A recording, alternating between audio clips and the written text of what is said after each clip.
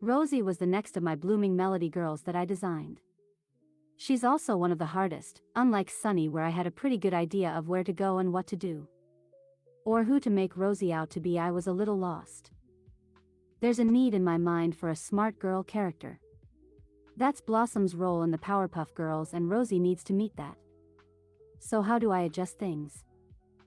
Well, in the original show it doesn't really show Blossom doing much regarding academics or smart things outside of school.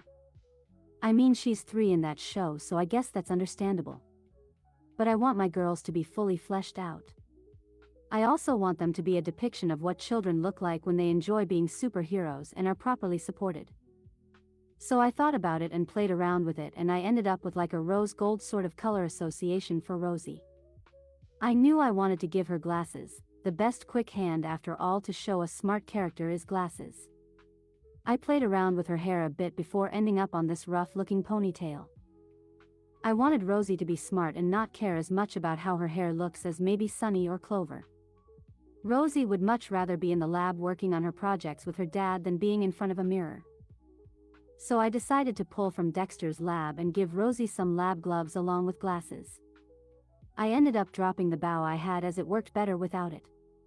I ended up doing a couple of strands of hair to mimic a bow or bunny ears, and I gave Rosie a robot rabbit named Artemia, which is the name of a famous female general. Basically, Rosie's whole thing is she likes being a superhero and likes the challenge of figuring out how to beat the bad guys. It's all like a puzzle to her. While she does have powers just like her sisters, depending on who she's fighting, she may straight up refuse to use them in order to figure out how to beat someone without them.